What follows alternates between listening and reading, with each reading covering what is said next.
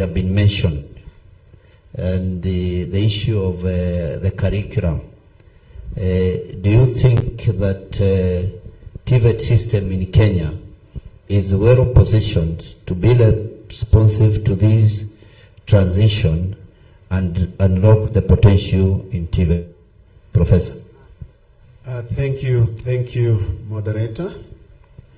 I will start where my brother stopped about greening and how we can unpack it in a way that is easier to incorporate in our curricula. Greening has to do with sustainability.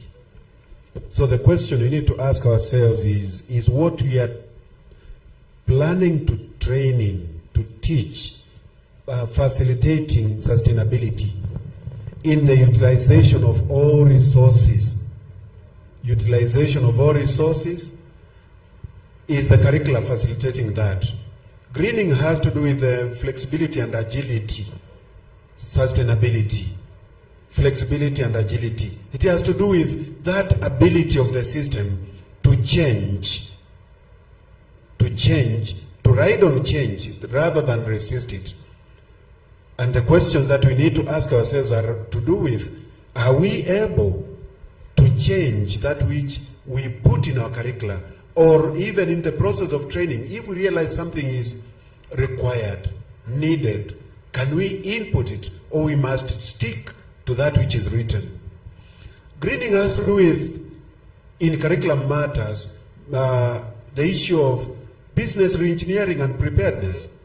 Suppose there is a disaster, suppose there is a change, suppose there is something which requires that you move in a different direction, or your systems are affected in a way that you may not continue with your business issue.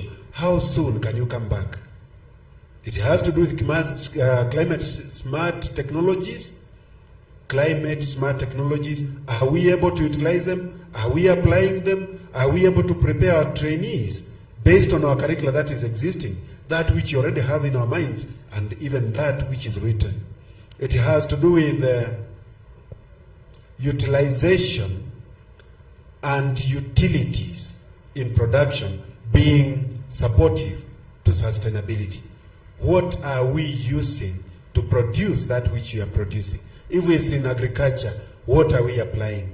How are we applying it? What kind of tilling, land tilling are we applying? What kind of manure, what kind of fertilizer, how sustainable? All these things will finally count to what we have in our country. The next matter that comes with regard to greening is the issue of blue economy. We need to move out of competition to cooperation. We need to stop appearing like we are training in competition to training in cooperation. If you are good at this, let the rest learn from you. And that way, together, using that synergy, we achieve more. And finally, it counts towards achieving the goals of greening. We also need to consider new horizons, new technologies. New horizons and new technologies. Are we developing curricula in our traditional areas that everybody is just doing? Or we have come to the realization that there are areas that have not been covered and they need to be covered.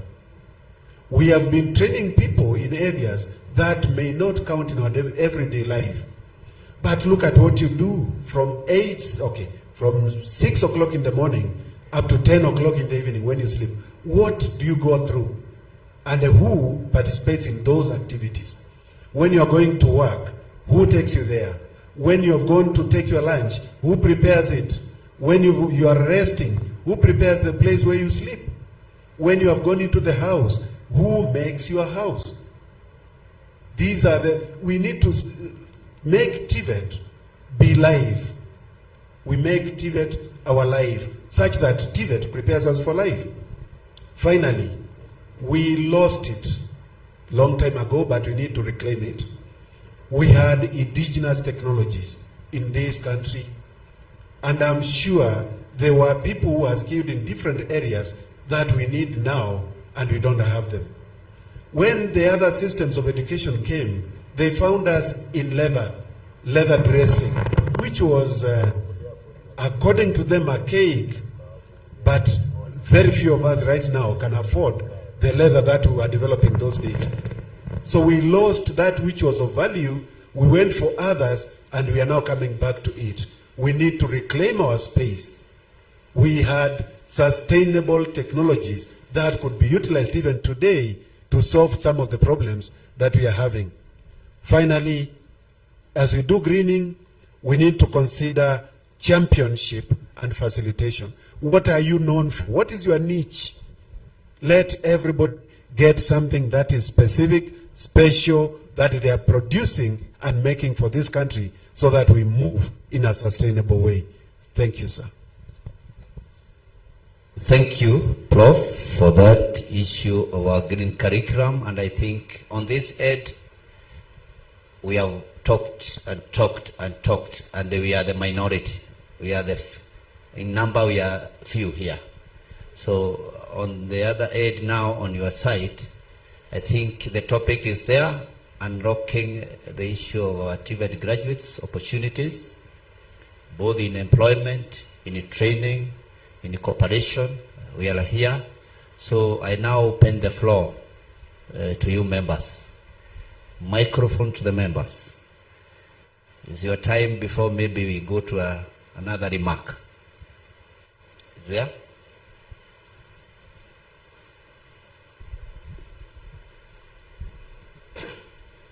Good morning, everybody.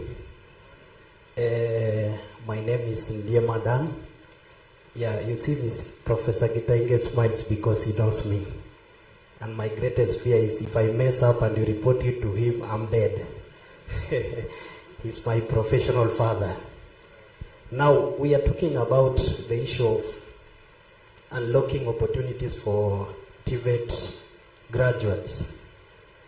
And one or two times I find myself in the career desk, and then you find most of our third year students who are finishing their course. They come and consult asking you, now from here, what can I do apart from you telling me, sasa weenda tafuta kazi ya kufanya? And my question goes to my father because he's a very genius guy, I know him.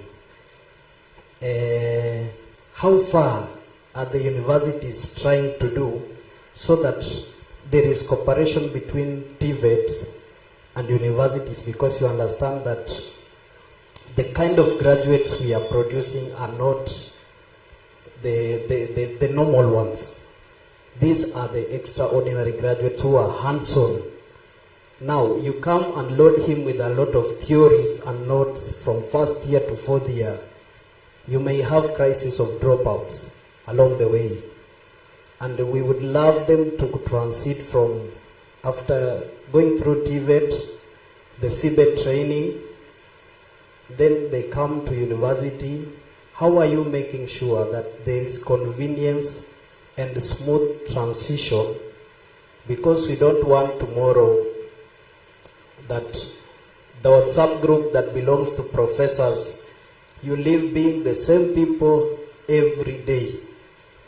I would like to do it one day you add some new member and say, congratulations to the new professor, because they are the two people that will be carrying the CBETization in our society. So how far is the university doing to incorporate and to absorb the learners into the institutions? Thank you.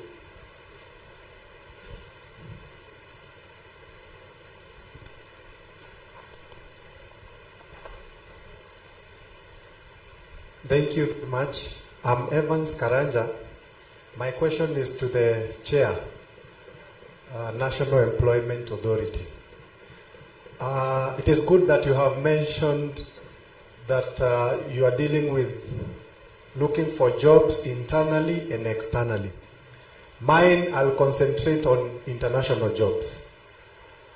From research, Ghanaians and Kenyans are competing for jobs globally.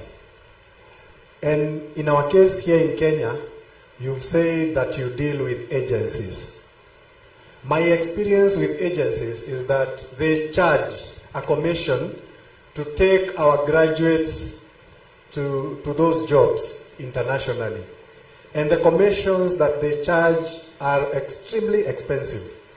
Like for instance, for unskilled is around 70,000 Kenyan shillings. For skilled is somewhere above 100 or 200,000. How can we be able to minimize or make an agreement with these agencies such that those amounts are reduced? And if it is possible, there is zero charges so that when they get to employment internationally, it is much easier. Thank you. Thank you. Any other one so that the panelists can have this one down here? Yes, good morning. Yes, my name is Vincent. I am a student, master student, TED in University of Eldoret. My concerns are, the first one will go to my professor. Concerning what Mr. Dan has talked about, he has majorly talked on the transition from the TVET to now the university. Now, talking of TVET trainers, TVET training, how is the harmony between the Commission of University Education and the TVET CDAC in such a way that the trainers that are being produced by the institutions, they are competent enough, they are, them too, they are competence-based in such a way that when they are now coming to train the CBET students, they are well-versed, they are able to pass on. Yeah, that's the first one. The second one is to Sir Keegan. We are talking about, I can see mostly we are talking about labor export. Labor export, labor export. What about internal consumption of our products?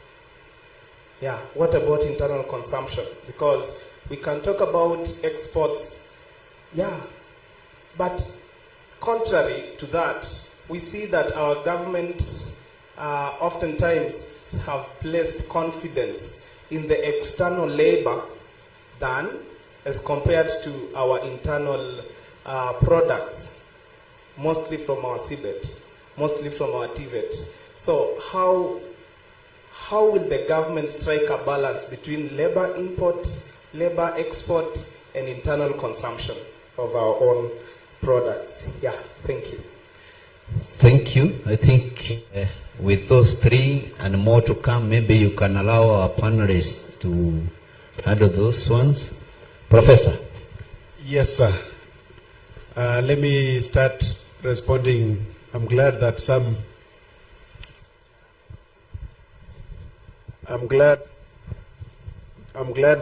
in the audience I have students, current and former, and it's a good thing.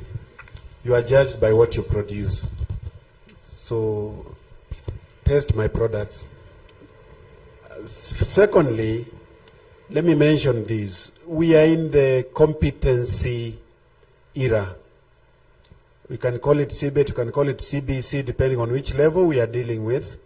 And competencies are to do with that ability to achieve that which is expected of you at the level of skills, at the level of attitudes and the knowledge. So generally, it's not just about one area of competency. You need to be all round in your competencies.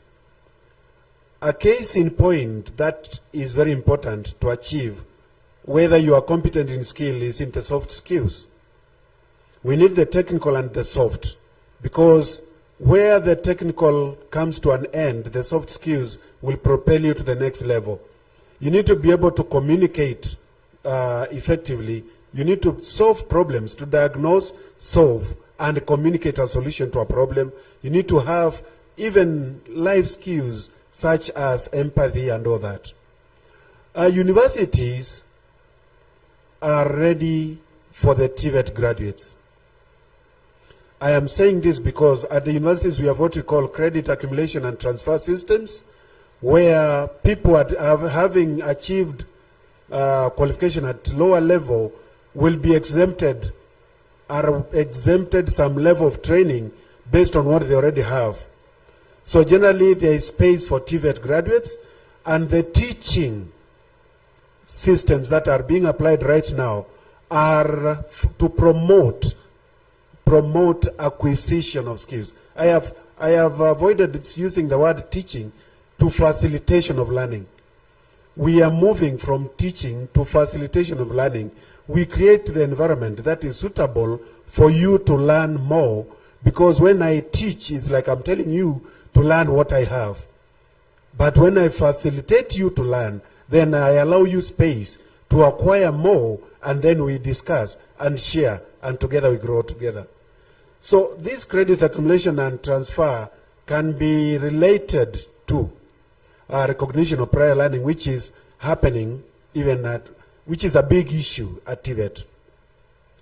The next matter which I want to mention is related to our graduation of training.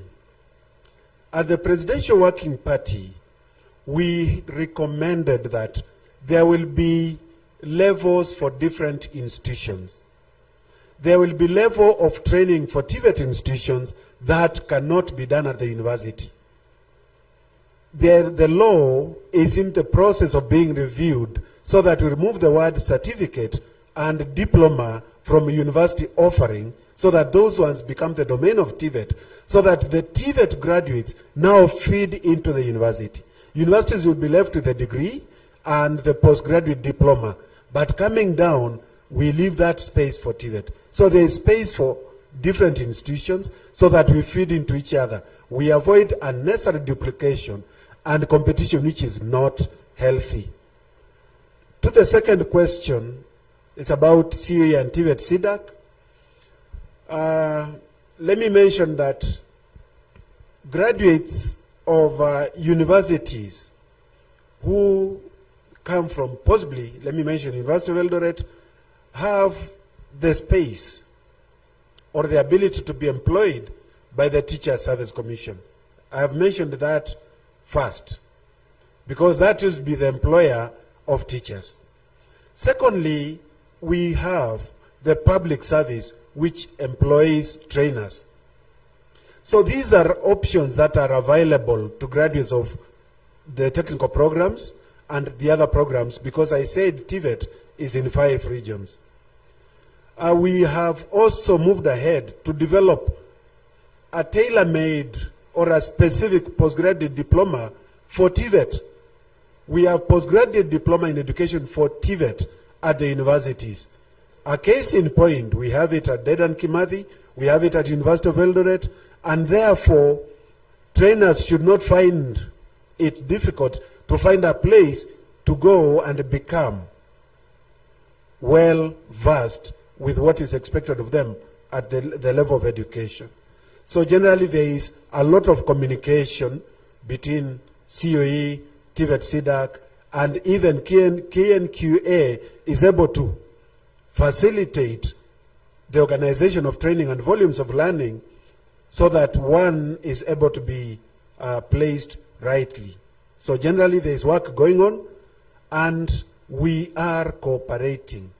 We prefer cooperation more than appearing to compete. Thank you.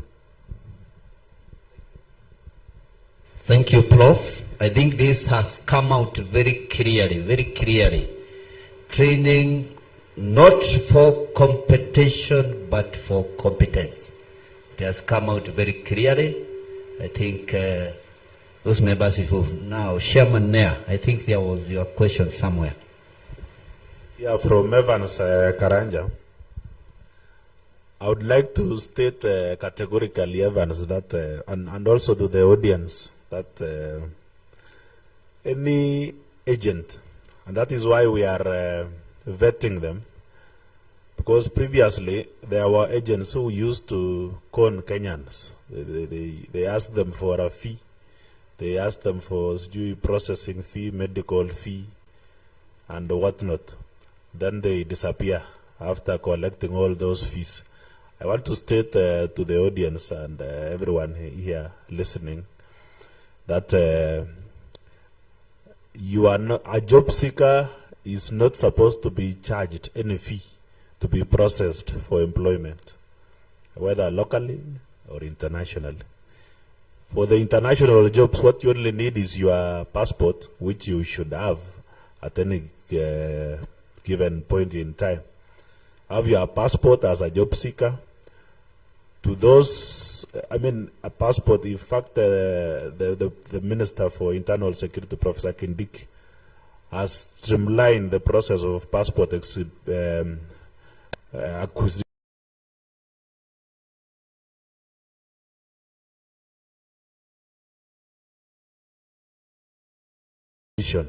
And therefore, people should now, I mean, our youths, apart from having the ID, the national Kenyan ID, you should apply for the passport to be the young Kenyan and the job seekers to deal with the recruitment agencies that have been licensed and permitted by the National Employment Authority. And those ones you can find at the National Employment Authority website.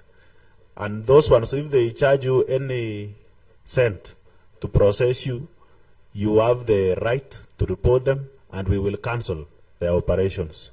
So you deal with and we are available on the website and on the eCitizen platform through the digital superhighway program. We are now available on the eCitizen platform. You can reach us there and find those agencies which we have given them the permit to operate, and they should not charge any job seeker to process them for unemployment. And to the issue of internal consumption of skills from our training institutions, I would like to state here that these skills are consumed locally in a big manner. In the various sectors of the economy, there is the program by His Excellency the President, the affordable housing program is consuming these skills. There are various industries that are being supported to come up, the MSMEs, which are consuming these skills. But we are talking about the ones that have not consumed. There are a number of them that are not consumed locally, and we want to ensure that they get something to do internationally, so that they benefit and also they support the society and the economy as well. Thank you. Sir, thank you, Chair, National Employment Authority. And I think for matters of information share, he has talked of website, and I think there are also offices around the country. I don't know whether, maybe I'm just supporting my brother. I don't know whether those offices... Even in Nyeri here, at the county commissioner's compound, we have an office, a functional office, and you can visit there anytime. Even to the students of this, the trainees from this institution, when they want to, when they are almost, someone said when they are almost in third year, they are almost exiting, they go and do inquiries. I would like to encourage them to visit the National Employment Authority office at the county commissioner's compound and make inquiries on how they can benefit from opportunities that are there. Thank you. Thank you. Thank you, Chair, for that clarification. That is a new element even to the managers, the national employment, and we want to expose our youth. It is important to have that information, and also visit that website. I think we'll be coming back to you for more engagement, but allow me to observe that engineering or technology, whatever we are discussing here, or what is TVET, It is exposed in those are talents that are exposed to global driver changes. There are those global changes leading to the technology changes in workforce, businesses, work organizations. All those organizations are changing. We lead to a root to that fact. And these changes increase demand in teamwork, initiative, leadership, management skill, interpersonal and intellectual communication. Now, because of these global changes, or our changing world, Bwana Murenga, how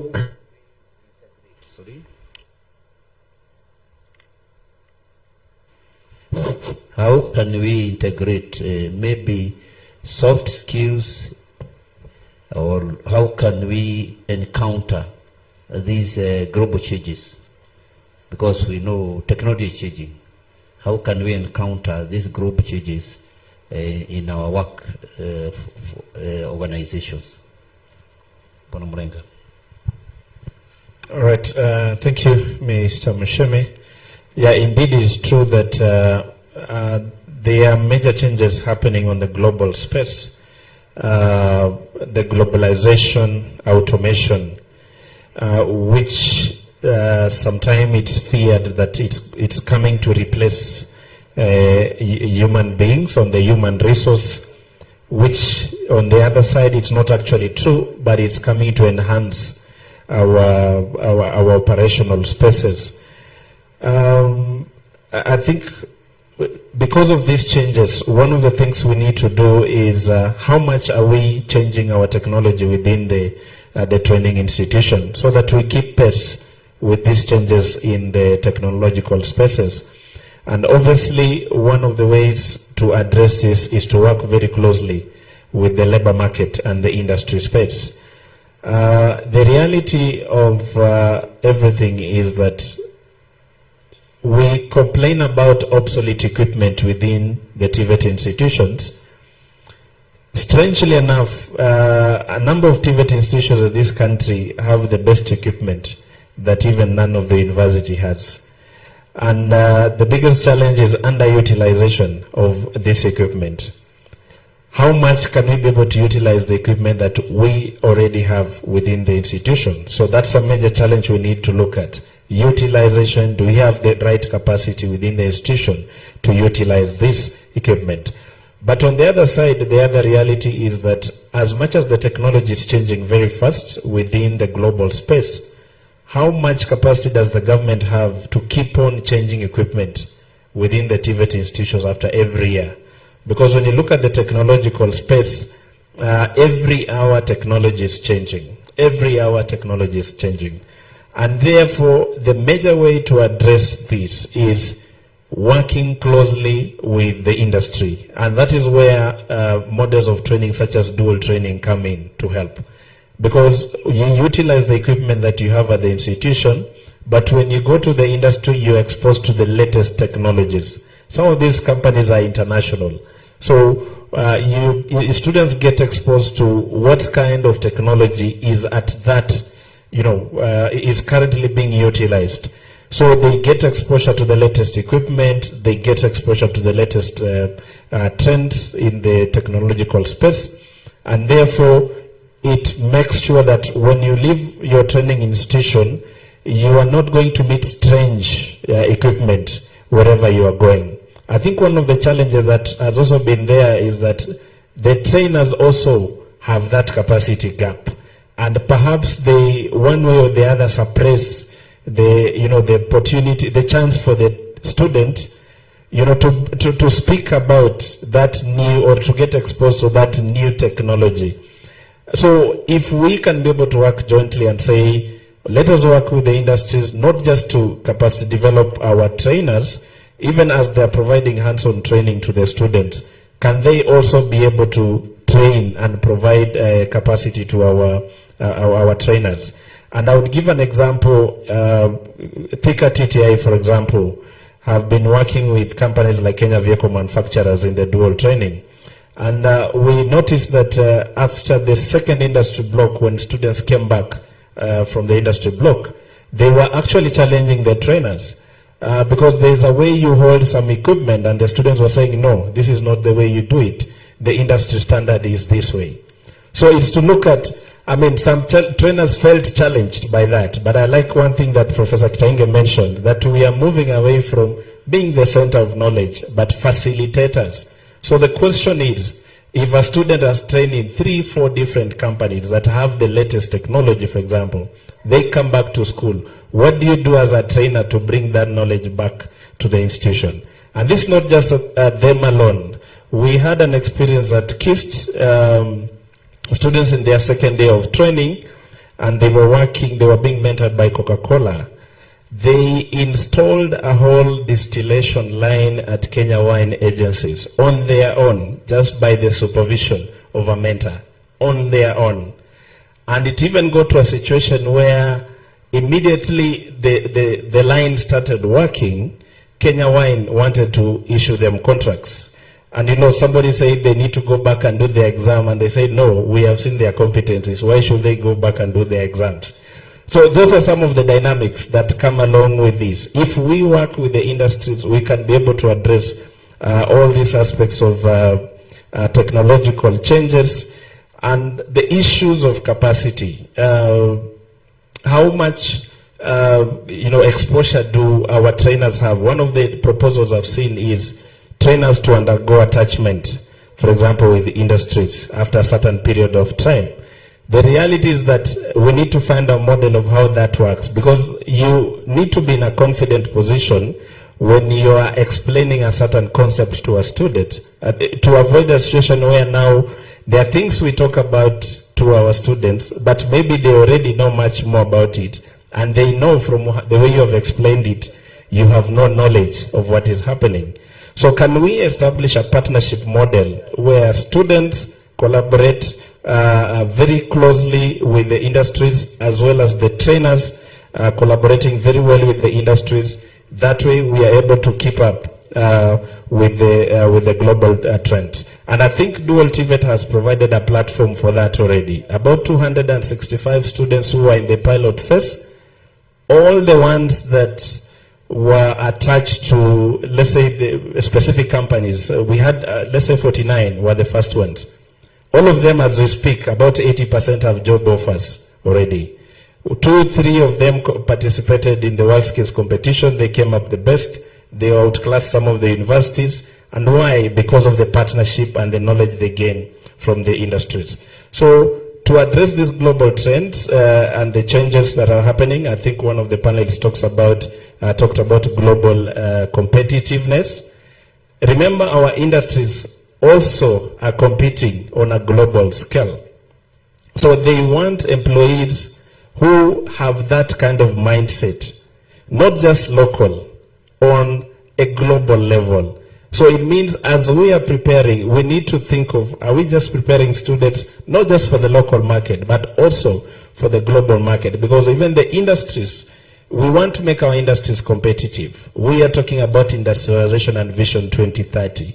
The major factor that is underlying the success of Vision 2030 is skills development. And therefore, TVET is an enabler for all the aspirations, the development aspirations that we have as a country. If it is industrialization, without a competent and progressive and dynamic workforce, we will not be able to achieve this. And this just then emphasizes the importance of why TVET is important. And I think from the small, let's say, pockets of success that have come in from Dual TVET and other models where industries are participating in training, the success of it has already been seen. Thank you. Thank you, Bwana Murenga, for that, the issue of global changes and the way they are affecting us in our TVET space. Professor, we'll still be on you because wewe professor, wewe ndiye mwalimu yetu, and we are talking of this issue of global changes, and we know in training curriculum is very important because that is what is supposed to be implemented, is the tool that is going to be used to make sure that we achieve our objectives. And this objective, maybe it has come now, there are these global drivers that are really changing the environment, and we really have to adapt. How can we integrate this in our soft skills, in our curriculum design?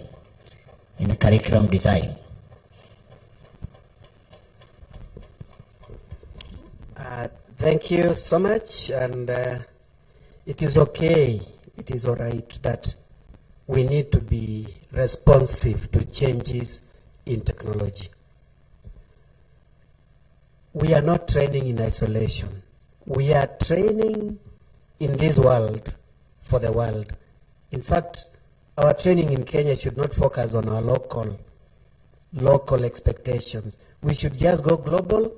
Then if it fits local, the better. I want to acknowledge that changes in technology are not intermittent. They are continuous. They will continue happening, and nobody should be trained in a way that he or she imagines they are done. We must continue learning, we must continue improving ourselves, and we must continue accepting change. If we do not accept that change is going to be with us, then we are going to be a frustrated lot. I feel sorry that 10 years ago we got very good equipment for training. Some were installed and we put them into good use.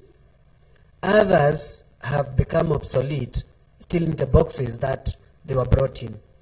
Or you realize that we have more than we need.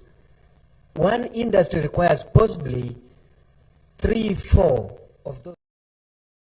We have 50 of them.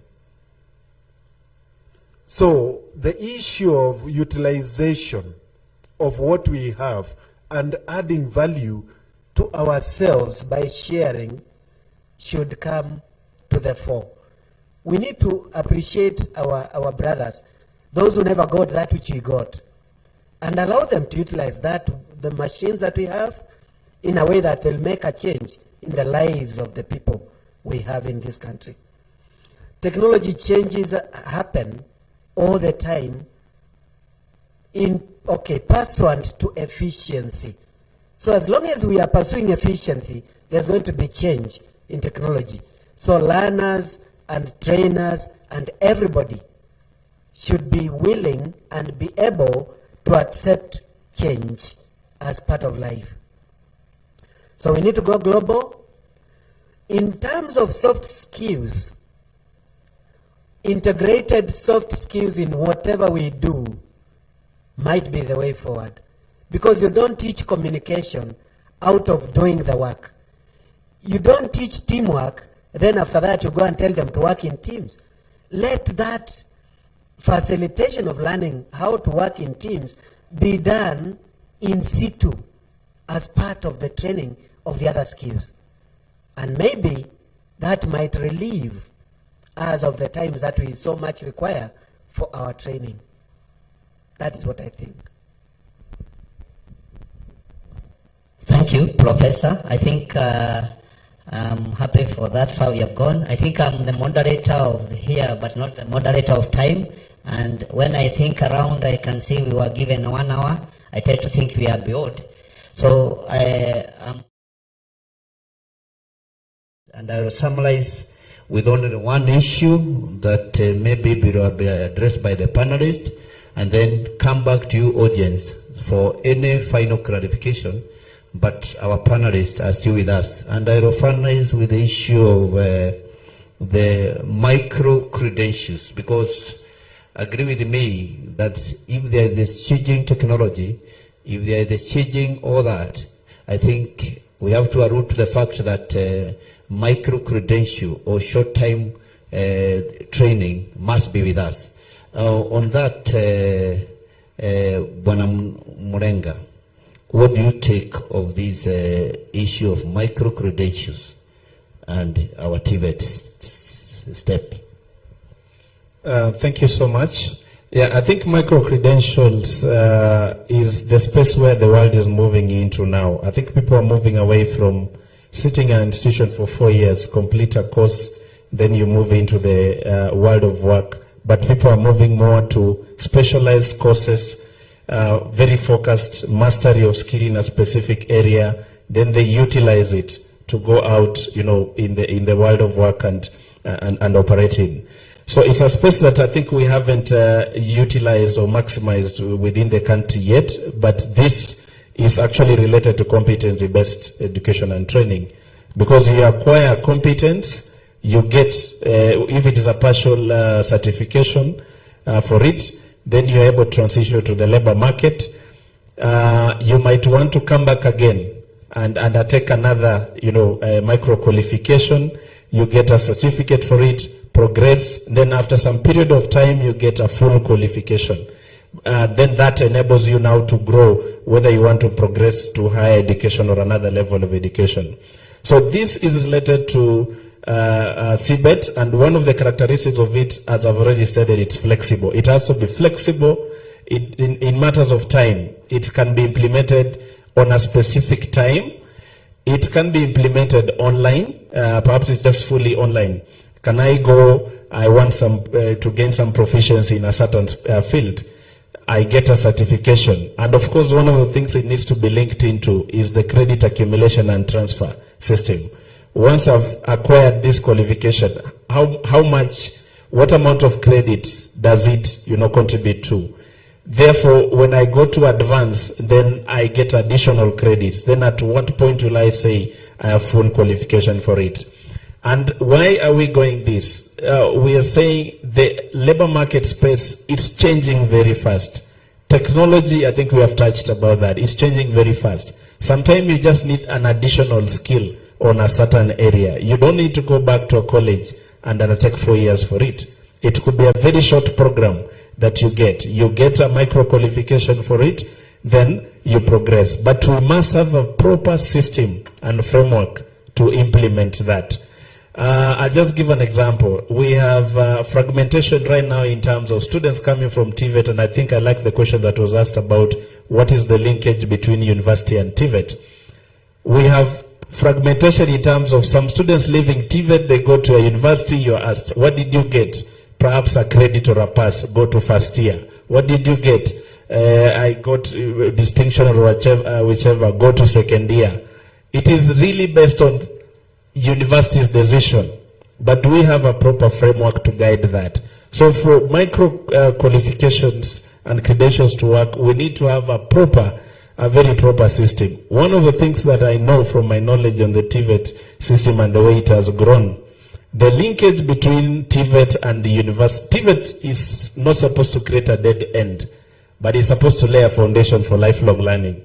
And one of the proposals that was made before to create a pathway for progression for TVET graduates was the establishment of the technical universities. And this is a discussion that most people don't want to talk about, but that is the reality.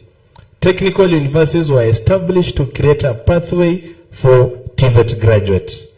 They were not supposed to admit students, fresh students from school, but they were to create a pathway for students who come out of TVET, so that you can go up to a level of master class person, for example, an equivalent level of a PhD, but on a very practical level. And this has happened.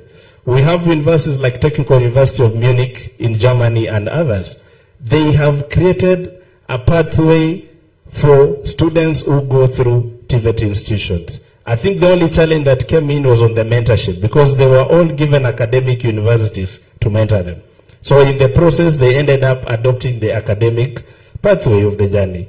So to that question, the thing is that yes, the aspiration, the plans, there were very good visions for that. We just need to revisit the right track on it. And therefore, even aspects of micro-credentials can be acquired, can be achieved as a country. Can they also be recognized in the labor market? Our human resource system, do we ask ourselves, do they understand what a CBET qualification is? Now, if you take your certificate and say, I have acquired a partial qualification, from a CBET institution, take it to a human resource manager, will they understand what qualification does this student achieved? And therefore, sensitization also to the human resource system is key for us to be able to achieve the aspirations of micro-credential and qualifications. Because right now they'll just tell you, do you have an X certificate or do you have a university degree? If you tell them you have a micro-qualification from a TVET institution, is this something they understand? So all these things needs to be worked together so that we can make micro-qualifications a success, because that is where the world is moving into. Thank you. Thank you, Bwana Murenga, on micro-credentials, where the world is moving. Professor, because we are lapping up, yes. You mentioned RPL, recognition of prior learning.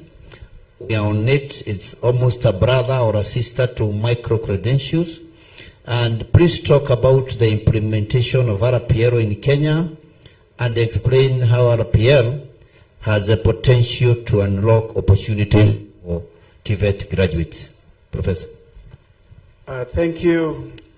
RPL is affording space for all who have the capacity to perform at a given level to be assessed and be recognized.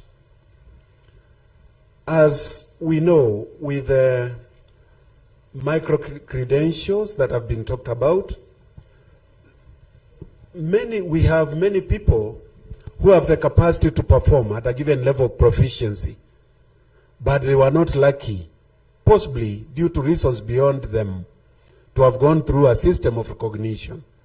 So this is a government plan to have those who are willing be assessed and be recognized at the level at which they are able to perform proficiently. RPL allows for flexibility in acquisition of skills, allows for individualized approach where somebody is able to move at their own space, at their own speed to achieve that which they are targeting. RPL recognizes that learning does not happen only in school or in an enclosed space of training, that there is learning which happens at the workplace.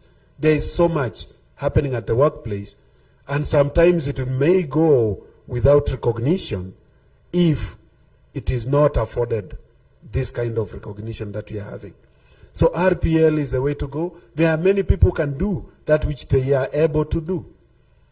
A case in point, we might have driving license as evidence that you can drive. There are people who have the license but may not be able to drive. And there are people without the license and can drive. So having RPL is affording this person who is able to perform at the level of proficiency that is expected to be assessed and recognized in a way that will make them be more productive and also increase their self-esteem. I don't know, but you'll tell me. Most of us take food not made of chef in the white kofia. Most of us are able to perform proficiently in so many aspects, but we have no certificate in it. And I always ask my students, for example, who is the better person? We are in Nyeri. Who is the better person in making mukimo? Is it the trainee of hospitality, or is her grandmother at home? When I'm in Eldoret, I ask them about mursik. Who is the better person in making mursik? Is it you who has gone into training for food production, or your grandmother at home? And she knows how to balance so that you get the best fit. RPL will assist us in making our brothers and sisters, ourselves, be recognized and also improve in our capacities to participate in in our Kenyan economy. When I'm recognized, I'm able to apply for that job that requires my paper recognition, and I achieve. Thank you. Thank you, Prof. I think now the floor is open to any other two.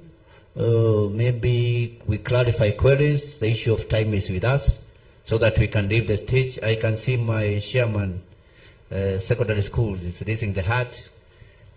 Karibu. Thank you very much, Bwana. I'm happy to note that you moved from Ukurueni to Kabete.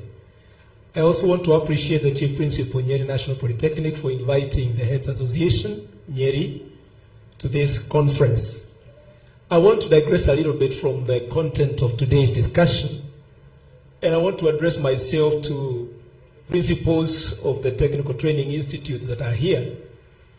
We who are in secondary schools are the ones that prepare the learners that you receive and finally get to graduate based on today's topic. My question is this. Going outside there, everybody looks at the successful secondary school student as the one that has qualified to join the university. And a school is going to be gauged on its performance by the number of learners that qualify to join the university. Those that may get the grades to get these institutions where we are seated here today may not be considered as to have passed very well in those examinations. But I believe that TVET and CBET is the direction to go. My question goes to the Chief Principal Muchemi and the team of principals here. What are we doing to collaborate with the secondary schools that are meant to produce the students that will finally land into your colleges and at the end of the day be the producers of the wonderful people that we are talking about here today? What is it that we are going to do to collaborate, for example, with the heads association so that the conferences that are held within the various counties, the various sub-counties, these technical training institutes find their way there so that they can market the courses that are taken in those TVET and the training institutions that we have here today? We are calling upon you, the TVET institutions, that you come, we work together with the secondary schools, be part of our conferences, be part of the programs that we have, so that we may make our learners know that TVET is the direction to go, and for you to land in a TVET institution, you are a failure. You are actually headed to a better direction, just like that graduate from our local universities. Thank you very much. Thank you. That is, you can be walking with a microphone where the principals are, because I think that question is directed to the principals. Any other? There is another question, sorry. Thank you very much, panel, for great articulation of the issues being asked. From this table, it's sensitive, and especially when you're chair and host of the institution, is sensitive to ask certain questions, but allow me to do so because this is a great forum. The panelists from GIZ talked about the role of informal sector and the global changes. NEA panelists talked about opportunities available, greening of our environment, and Professor stressed on the greening of the environment in terms of sustainability, flexibility, agility, blue economy, and finally indigenous technology. But I have a question or a concern. You know, necessity is the mother of invention. That is a fact. And usually inventions lead to evolutions, isn't it? Until we evolve to where we want to be. As a country, we seem to be chasing an area and seems to be accepting a fate. The proliferation of kiosks, very informal, bad-looking structures, business premises which are They don't even fit the word informal. They are two down below informal. And as a result, we have pollution led by them. We have a lot of airborne and waterborne diseases because of these structures, because you can imagine the kind of population that live there. You can imagine the kind of drainage systems that are there. The question is the role of research. Does it go to such places where we have human problems? Because research is supposed to lead to solutions that deal with human problems. Yes, technology is changing, but at what level? Is it at the level of dealing with human problems that escalate to human almost destruction? So can TVET come up with prototype, let's say, kiosks, informal houses, even start from design, move on to prototypes, and campaign to have them become the norm, instead of having everybody come up with their own design, own materials, own destruction of the environment. Because that way, TVET, CDAC, the CBC would be more relevant to the human challenges. And it is not a very expensive area. If we deal with only the upper part, trying to deal with motor vehicles and all that, which is a good thing, we might be forgetting the larger population, which requires solutions from this panel and other panels to come. Global urbanization, for example, is becoming the norm. The world is becoming very urbanized. Kenya is no exception, and third world countries are no exception. Unfortunately, we are competing for very formal structures to accommodate these people. At the same time, very informal structures, which seems to be now counterproductive to what we are trying to achieve. Can we start thinking about how to solve this basic problem that will lead to better solutions, better population, better people in the global marketplace?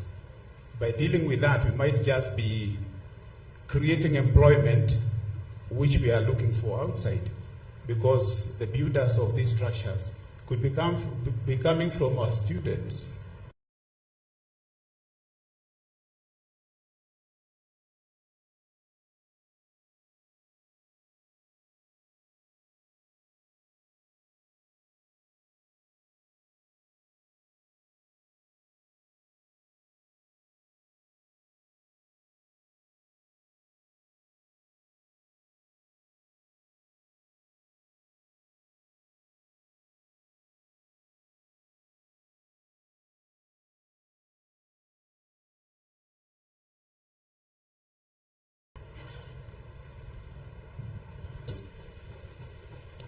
Yeah.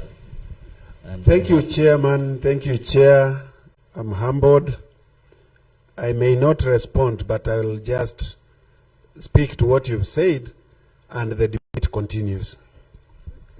Allow me not to respond. With regard to the principal, I think the principals will respond, but it is important that we appreciate the value addition that